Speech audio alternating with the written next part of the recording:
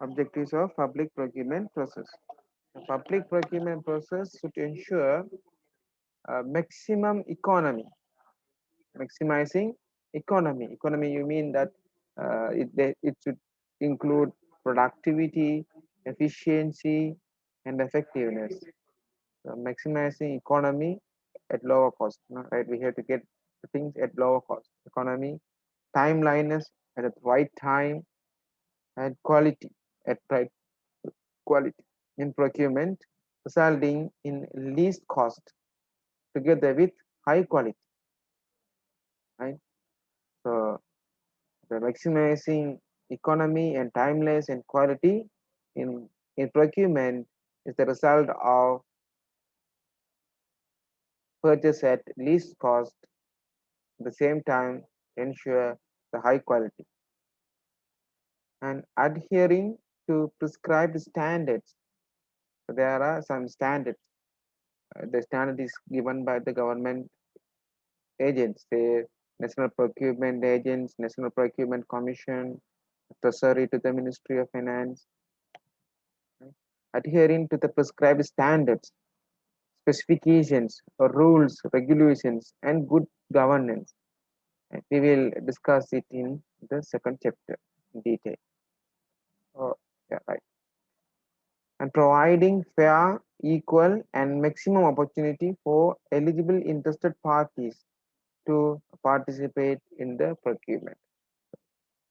So when the government organizations follow the transparent and non-discriminate procurement process, and it will give the fair opportunity, equal opportunity for all interested parties to supply goods, works, or services to government organizations. Expeditious execution of works and delivery of goods and services. The procurement process should be in a reasonable time, fast, quick procurement process, and purchase of the equipment at right time and delivery the uh, right time to the users in the organization, government organization.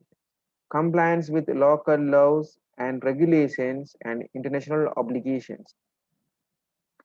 Right? So in Sri Lanka, number Contract Act number 3 of 1987, and have to follow the rules and regulations such as national procurement guidelines, national procurement manuals, right, and other international obligations like UN guidelines for procurement, WTO, World Bank guidelines are there. So have to comply with that. There's no violation of rules and regulations. Ensuring transparency and consistency in evaluation and selection procedure.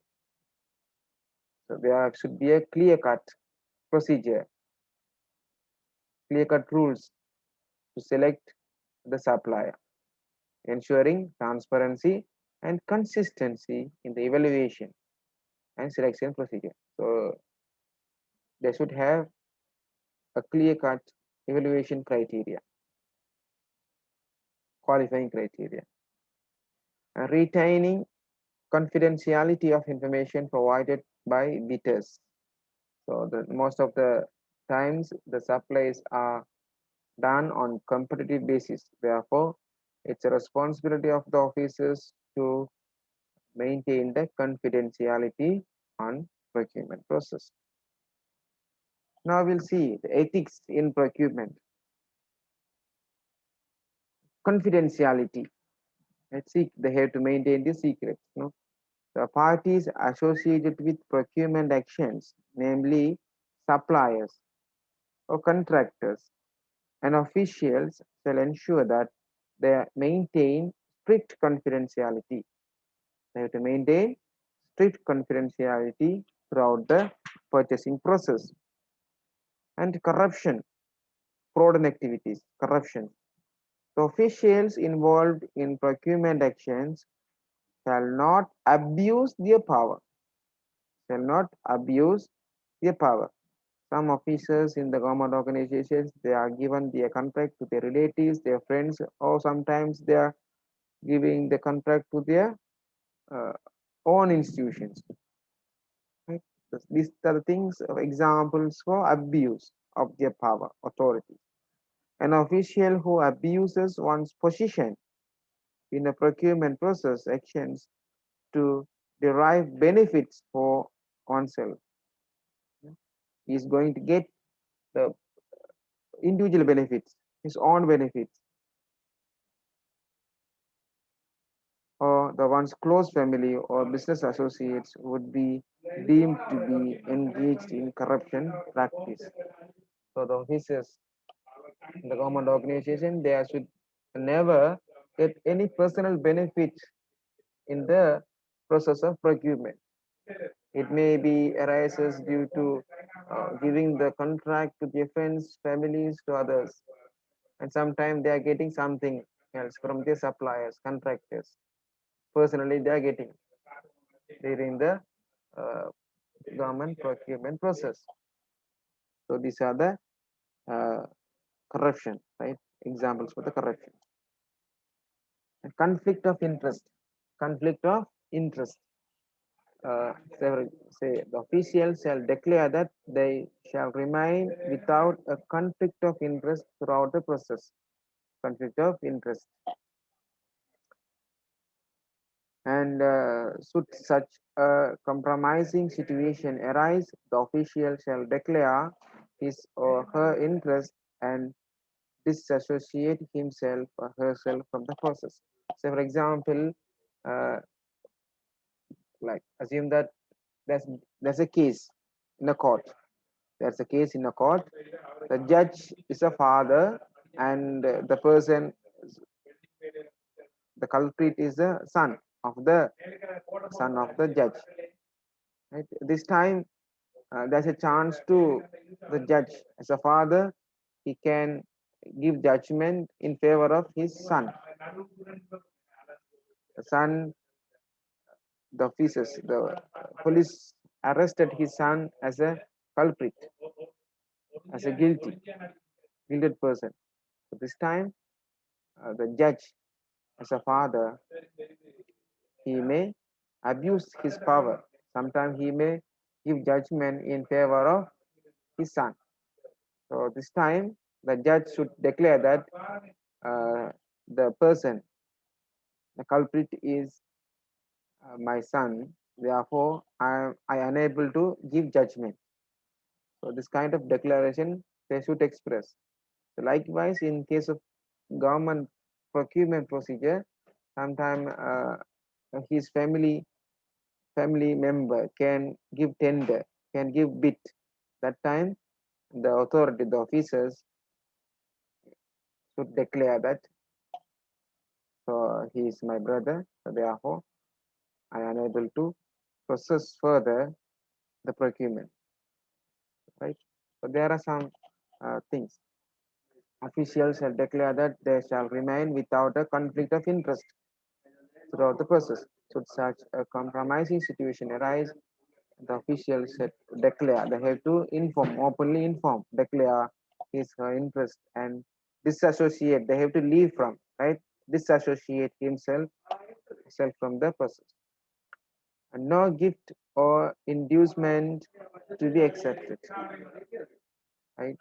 Officials shall refrain, they have to avoid, officials shall avoid from receiving any personal gains, personal gain from any procurement actions. No gift or inducement shall be accepted. No gift or inducement shall be accepted. Supplier or contractor are liable to be disqualified from the bidding process. Supplier or contractor are liable to be disqualified from the bidding process found if found offering any gift offering any gift or inducement which may have an effect of influencing a decision or impairing the objectivity of official. Say, for example, I am a head of the department, head of the department. my department is going to purchase or going to construct a new building. Then I have advertised for bid contract, right? Many people, many contractors will submit the bid, their prices. Then I get something. I get some big amount of money or some other benefits from the bidder, one of the bidders and one of the contractor. Then I will work in favor of that contractor, Mr. X, for example. So if any contractor suppliers give any gift to the head of the department or an official who are involving in procurement process of the government organizations, it should be considered as a fraudulent activities, right? Fraudulent activities. This kind of gift and offerings can be influenced on the decision on awarding the contract. And procurement, misprocurement, the wrong procurement, no? So goods and work which have not been procured, have not been procured in accordance with the agreed provisions, the agreed provisions in the loan agreement, and as further elaborated in the agreed procurement plan are generally called as misprocurement. So they are violating the rules, no? They are not fulfilled the goods and works which have not been procured in accordance with the agreed provision in the loan agreement.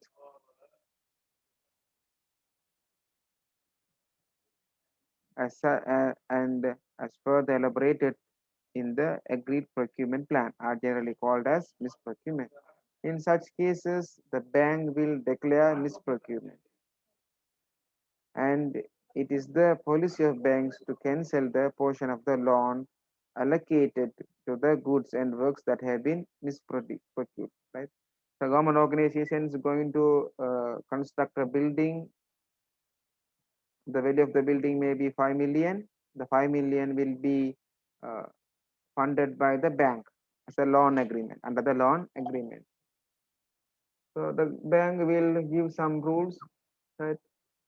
uh, Rules, and there are some conditions. When the construction of that building, if the contractor or the organizations are not follow their condition, not satisfy their conditions, that time it can be considered, that procurement can be considered as a misprocurement. The bank may, in addition, exercise other remedies provided under the loan agreement. Right? They can, that time, if there are any mis, uh, they are not comply with their rules, they can uh, recall the loan. They can stop the loan, and also they can get the money back.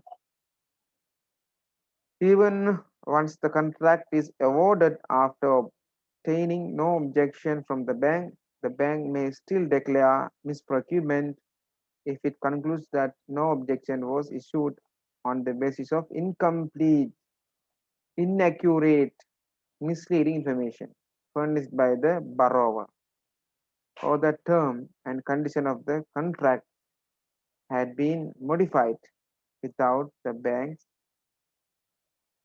approval.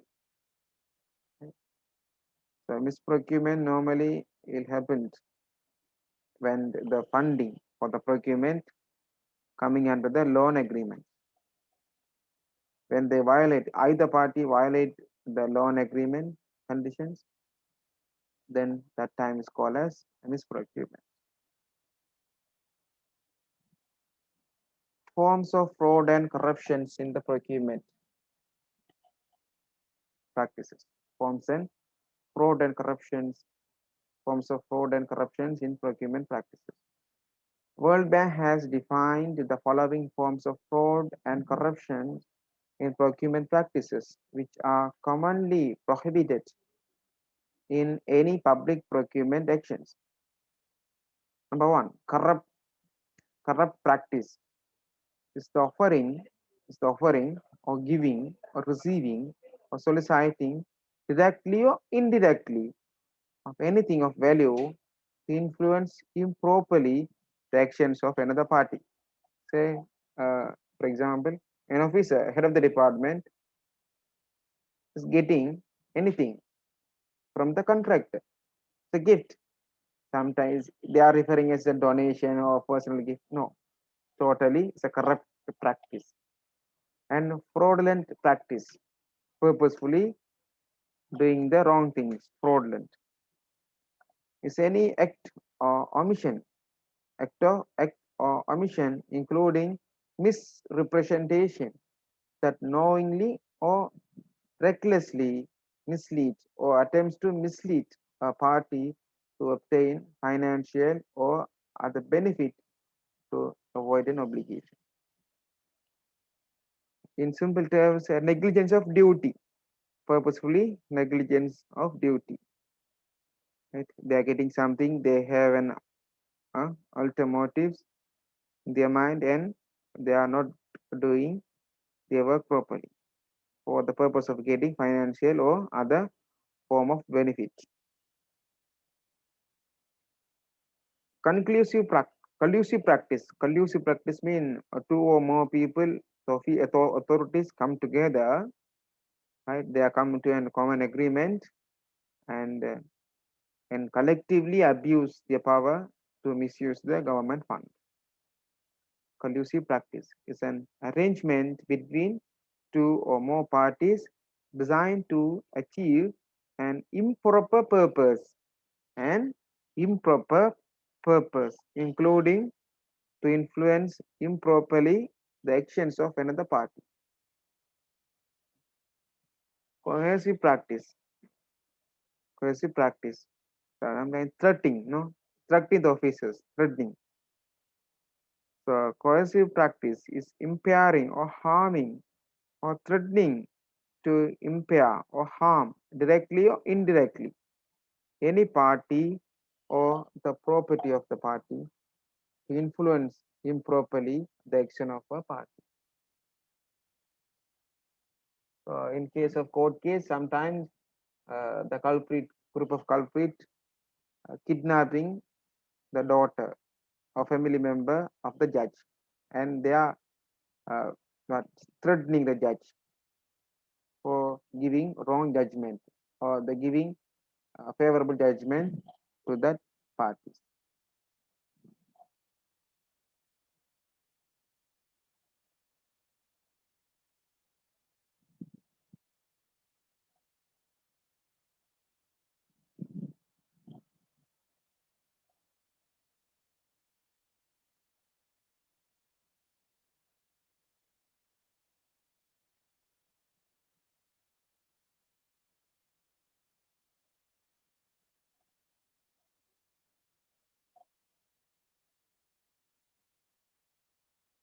Obstructive practice. So obstructive practice is deliberately destroying, purposefully destroying, falsifying, altering, or concealing of evidence material to the investigation or making false statement to investigator in order to materially impede an investigation into allegation of a corrupt, fraudulent, cohesive, or collusive practice and or threatening, hastening, harassing, intimating any party to prevent it from disclosing its knowledge of matter relevant to the investigations or from the pursuing the investigation, right? For example, in a court case, the case is going on, so one person is an eyewitness. Mr. X is an eyewitness. He has seen the thing. He has seen the murder or he has seen the uh, fraudulent activities. He is the eyewitness. So what they're doing is the obstructive practice mean threatening, threatening the eyewitness, threatening the eyewitness,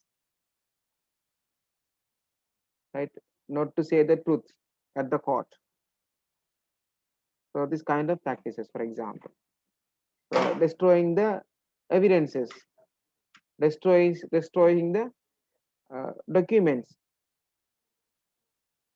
in favor of the fraudulent activities. At the time of investigation, they are not giving appropriate information, hiding the information. These are coming under the obstructive practice. So acts intended to materially impede the exercise of banks inspections and audit right provided for. So it's coming under the obstructive practices. And that's all on today's session. Next session we will discuss about procurement process part 2. We have lectures on